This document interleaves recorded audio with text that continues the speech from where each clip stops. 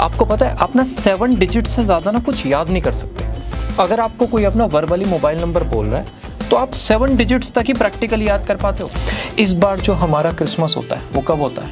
25 दिसंबर, मतलब 25/12। लेकिन 24/12 को हम मनाएं। रोट लर्निंग नहीं तो क्या, ये है हमारी सीरीज है रट्टा मार सीरीज, जिसको प्यार से कहते हैं RMS।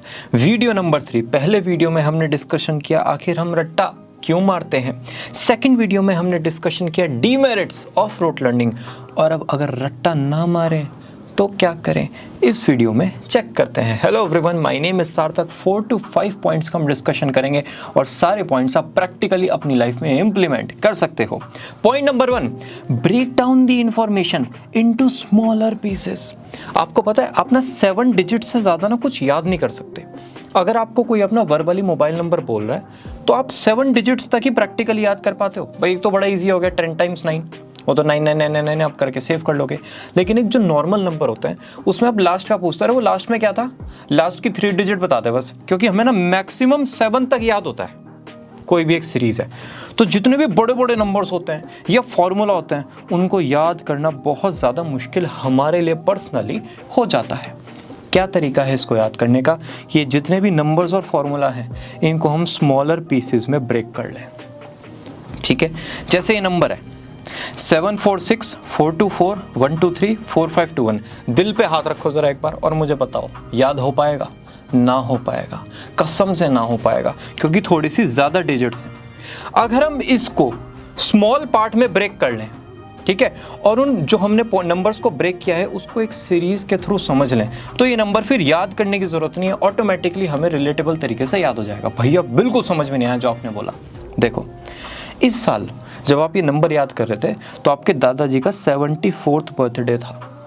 ठीक है, उस बर्थडे में एक अंकल आए जिनके हाउस नंबर था 64, राइट। इस बार जो हमारा क्रिसमस होता है वो कब होता है? 25 दिसंबर, मतलब 25/12। लेकिन 24/12 को हम मनाएंगे रिलेट कराने के लिए। ठीक है, फिर ये 3 4 5 ऐसी सीरीज में 3 4 5, इसमें मतलब ऐसा कुछ प्रैक्टिकल नहीं है, फॉलोइंग नंबर्स की तरह आप इसको याद करोगे और आपका 21st बर्थडे जो मनाया गया वो सबसे ग्रैंड बर्थडे मनाया गया था। ये आपने एक रिलेटेबल स्टोरी बनाने की कोशिश की है। भैया ये तो कोई सेंस नहीं मार रही है, ये नंबर भी कोई सेंस नहीं मार रहा है, आपको बस एग्जाम में याद करना है, एग्जाम में दिखाना है, नंबर लाने हैं, दैट्स इट। तो जो कोई चीज़ सेंस नहीं बना रही है तो दूसरी सेंस ना बनाने वाली चीज़ को मिला दो उससे।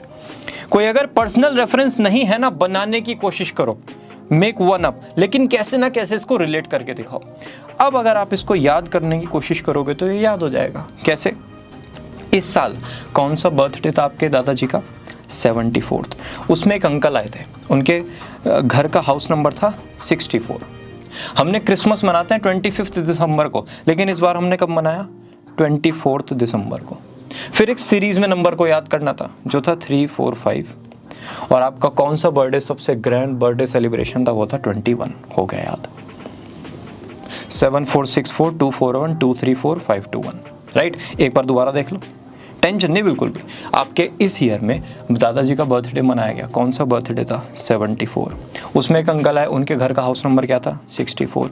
क्रिसमस इस बार हम थोड़ा अलग डेट को मना रहे हैं, 24/12।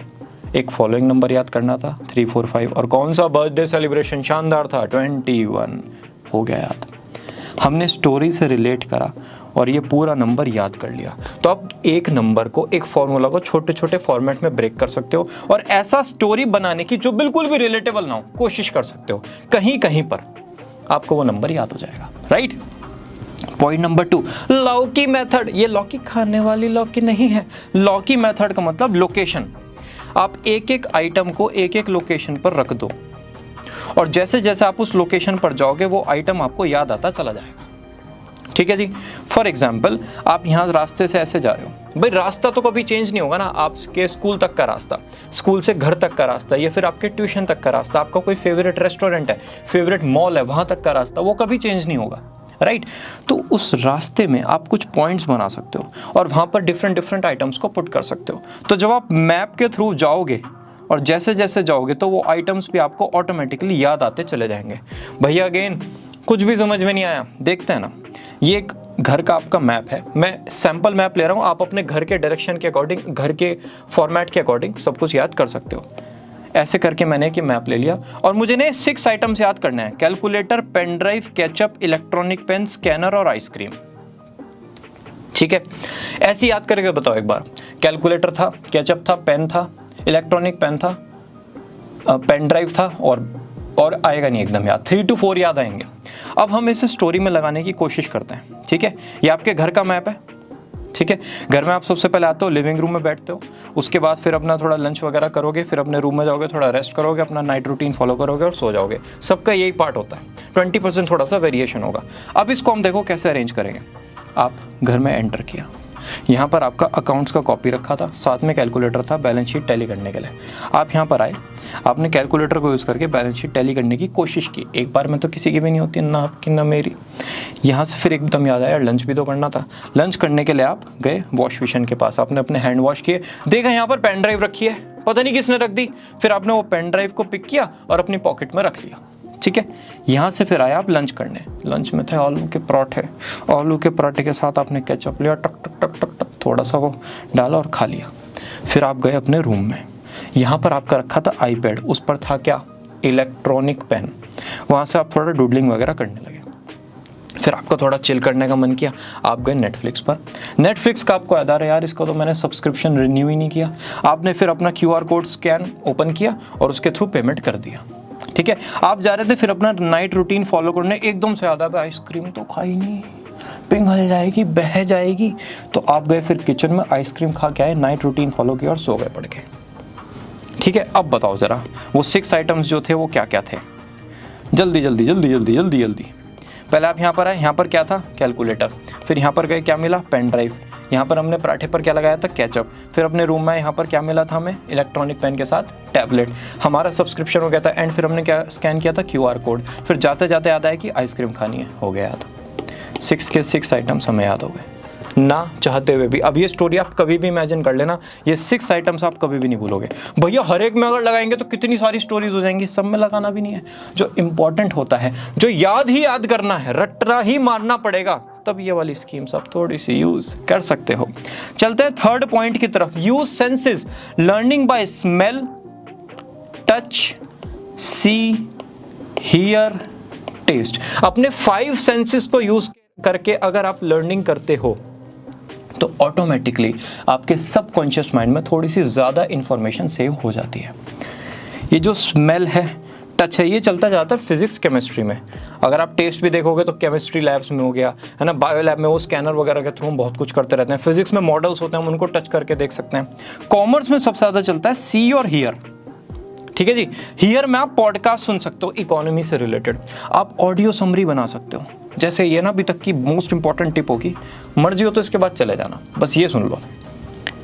10 चैप्टर्स हैं, हर चैप्टर को आप 20 मिनट्स की समरी में अपनी खुद की आवाज़ में रिकॉर्ड कर लो, खुद की वॉइस में। मोबाइल में वॉइस रिकॉर्डर ओपन किया और रिकॉर्ड कर लिया।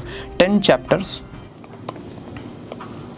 20 मिनट्स कितने हो गए, 200 मिनट्स। पूरी बुक आपके पास लगभग 3.5 आवर्स में अपनी वॉइस में आ गई। ट्रैवलिंग करते हुए, बोर होते हुए, कुछ भी करते हुए ये ऑडियो समरी को सुनते रहो, तो ऑटोमेटिकली आपको ना चाहते हुए भी जैसे गाने याद हो जाते हैं ना, वैसे ही ये ऑडियो समरीज भी याद हो जाएंगी। अब आते हैं सी पे। आप देखते क्या क्या हो, एनिमेशंस देखते हो, वीडियोस देखते हो, जिप्स देखते हो, इमेजेस देखते हो, वर्कबुक देखते हो, पिक्चर्स देखते हो, एंगेजिंग PDFs देखते हो। ये सब कुछ आप कंटेंट फॉर्मेट में कंज्यूम कर सकते हो। भैया मेरे सब्जेक्ट को तो ये अवेलेबल ही नहीं है, अरे इकोनॉमिक्स है, इकोनॉमी तो दुनिया है, राइट? हर एक ने कुछ ना कुछ बनाया। आप एनिमेटेड वीडियो देखो यूट्यूब पर, animated videos related to economics, videos related to economy, how the economy run. ऐसे करते करते करते करते आपको कंटेंट मिलेगा, एक पर्सपेक्टिव बिल्डअप होगा, आपको समझ में आएगा अच्छा ये ऐसे हुआ, ये ऐसे हुआ, पता नहीं कहाँ का वीडियो कहाँ पर काम आ जाए। तो आप अगर डिफरेंट तरीके से कंटेंट को कंज्यूम करोगे तो ऑटोमेटिकली वो याद होना स्टार्ट हो जाएगा। कई बार ऐसा नहीं होता, आप कंप्यूटर के सामने बैठे हो और टेक्स्ट आपके सामने ऐसे है, ये पेपर पे याद ही नहीं आ रहा, दिमाग में नहीं जा रहा, मतलब वर्ड्स तो पढ़ रहे हैं, लाइंस तो पढ़ रहे हैं, लेकिन दिमाग के अंदर नहीं जा रही, क्योंकि ये आपका फॉर्मेट नहीं है लर्निंग का। कुछ का होता है विजुअल, कुछ का होता है थोड़ा सा ऑडिटरी, कुछ का होता है किनेस्थेटिक, आप जेस्चर्स के थ्रू याद करते हो। तो आपको ये डिफरेंट फॉर्मेट्स को यूज़ करना पड़ेगा। अगर अलग अलग फॉर्मेट के थ्रू लर्निंग करोगे, किसी न किसी फॉर्मेट से तो याद हो ही जाएगा। Number 4, connecting information to experience. अगर आपका कोई कॉन्सेप्ट है उसको आप पर्सनल एक्सपीरियंस के साथ कनेक्ट कर दो, राइट और एक कॉन्टेक्स्ट आपको मिल जाए बस थोड़ा सा, तो वो मज़ा आ जाएगा। जैसे बॉलीवुड सेलिब्रिटीज़ हैं, बॉलीवुड सेलिब्रिटीज आप रिलेट क्यों नहीं कर पाते? क्योंकि उनका जो 10 ईयर्स का, ये 15 ईयर्स का स्ट्रगल होता है ना, वो बैक एंड पर दिखता है। आपको नहीं पता कि भाई वो कैसे स्ट्रगल करके आए, क्या हुआ, कैसे हुआ, आपको बस फाइनल मूवी दिखेगी, राइट लेकिन आप जब कंटेंट क्रिएटर्स का कंटेंट कंज्यूम करते हो यूट्यूब पर, इंस्टाग्राम पर, किसी भी प्लेटफॉर्म पर, तो आप उनसे ज़्यादा रिलेट कर पाते हो। क्यों? क्योंकि आपने उनकी पूरी की पूरी जर्नी देखी है, राइट कि भाई अच्छा ऐसे वीडियो बनाते थे पहले, फिर ऐसे इश्यूज़ हुए, फिर एक बार टीम मेंबर्स गए, फिर ये आया, फिर वो चला गया, फिर उन्होंने अपना स्टूडियो सेटअप किया, फिर उसके बाद ऐसे ऐसे ग्रोथ हुई, अब इनके इतने फॉलोअर्स हैं। मैं तो इन्हें तब से फॉलो करता हूँ जब इनके इतने सब्सक्राइबर्स थे। एक कनेक्शन बनता है, एक कॉन्टेक्स्ट मिलता है, कॉन्टेक्स्ट से ना एक पर्सनल कनेक्टिविटी बनती है। सेलिब्रिटीज से नहीं बनती, कंटेंट क्रिएटर से बनती है, राइट हमें, मेरी भी बनती है पर्सनली, आपकी भी बनती होगी। कितना भी बैकएंड पे हमारे स्ट्रगल हो, आपको वो सारा दिखता है क्योंकि डिजिटल है। बॉलीवुड सेलिब्रिटीज़ का नहीं दिखता, स्पोर्ट्स पर्सनालिटीज़ का नहीं दिखता, तो हमसे कनेक्शन ज़्यादा बनता है। क्यों? क्योंकि कॉन्टेक्स्ट आपको मिल गया। तो ऐसे ही किसी भी इंफॉर्मेशन का अगर कॉन्टेक्स्ट मिल जाए तो कितना मज़ा आ जाएगा। भाई आपको फॉरेन डायरेक्ट इन्वेस्टमेंट पढ़ना है, या कुछ 1991 की पॉलिसी पढ़नी है, अपने घर में ढूंढो कौन 1991 से पुराना है, जाके बैठ जाओ। उस टाइम आप क्या कर रहे थे, क्या सिचुएशन थी? अगर जॉब कर रहे थे तो किस टाइप से था, बिजनेस कर रहे थे तो किस टाइप से था, स्कूल जाते थे तो किस टाइप से था, दादाजी से पूछो, नाना जी से पूछो, ताऊ जी से पूछो, सबको पकड़ लो, कॉन्टेक्स्ट मिलेगा। वो बताएंगे बातों को, बातें रिलेट होनी स्टार्ट होंगी। मैं कह रहा 2% भी रिलेट होंगी। यूट्यूब पर वीडियोस देखो, 1991 वाले लोग क्या कह रहे हैं, इससे होगा क्या, थोड़ा सा कॉन्टेक्स्ट मिलेगा इन्फॉर्मेशन का। आप सीधा इन्फॉर्मेशन याद नहीं कर रहे, इधर उधर से थोड़ा थोड़ा इन्फॉर्मेशन गैदर करके एक पर्सपेक्टिव बना के याद कर रहे हो। Connecting information to experience, right और ये सब कुछ करते करते आपको इतना याद रखना है कि फॉरगेटिंग कर्व जो होता है उसको हमें हमेशा फॉलो करना है। मतलब फॉरगेटिंग कर्व कहता है कि 24 घंटे के अंदर ना आप अपनी 80% इन्फॉर्मेशन भूल जाते हो। ऐसा ग्राफ चलता है, 80% से धीरे धीरे धीरे धीरे कम आते आते और 24 आवर्स तक ये लगभग जीरो हो गया। मतलब 10 आवर्स पे 40% है ना, 15 आवर्स पे फिर ये 20% और 24 आवर्स पे ये जीरो हो जाता है। तो भैया इसका तरीका क्या है? जो एक कंटेंट भाग जाएगा, इस सिचुएशन से कैसे बचें? आपको ना स्पेस्ड रिवीजन करना पड़ेगा। पहला रिवीजन विद इन 24 आवर्स। मैं कह रहा हूँ डेली 20 पेजेस पढ़ते हो, अब 5 पढ़ने स्टार्ट कर दो। उन 5 पेजेस को बस 24 आवर्स में रिवाइज करना है, कसम खा लो, ठीक है जी। सेकंड रिवीजन 3 दिन के अंदर, थर्ड रिवीजन 7 दिन के अंदर, फोर्थ रिवीजन 20 दिन के अंदर, फिफ्थ रिवीजन 1.5 महीने के अंदर। अगर ये 5 रिवीजन प्रोसेस आपने फॉलो कर लिया, अगेन लॉन्ग टर्म मेमोरी में ये कंटेंट आपके चला जाएगा। ना चाहते हुए भी, ये मेरे साथ बोलेंगे, ना चाहते हुए भी ऑटोमेटिकली वो इन्फॉर्मेशन आपके माइंड में सेव हो गई। तो ये रिवीजन फ्लो को फॉलो कर सकते हो, जिससे फॉरगेटिंग कर्व आपके दिमाग पर हावी ना हो। और ये सब कुछ करते हुए थोड़ा सा याद रखना है कि अपने ब्रेन को रेस्ट भी देना है। रेस्ट का मतलब थोड़ी सी स्लीप भी लेनी है। स्लीप जब लोगे, जब सोओगे, तब वो जो शॉर्ट टर्म मेमोरी का कंटेंट था ना, वो लॉन्ग टर्म में जाएगा।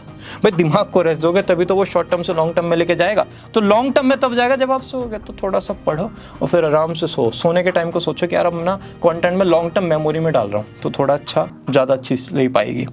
और ये सब कुछ करते टाइम एक चीज़ याद रखना, रात को जब आप कुछ चीज़ रिवाइज करके सोते हो तो वो जल्दी चांसेस हैं कि आपके लॉन्ग टर्म मेमोरी में जाएगी, राइट। सो इन सब पॉइंट्स को आप फॉलो करें। इसी के साथ ये वीडियो होती है फिनिश। आई होप एक पॉइंट तो ऐसा होगा जो आप प्रैक्टिकली अपनी लाइफ में इंप्लीमेंट कर सकते हो। कोई और टॉपिक पर आप वीडियोस चाहते हैं related to commerce, let me know in the comment section. और हम मिलते हैं ना नेक्स्ट वीडियो सीरीज़ में। Bye bye.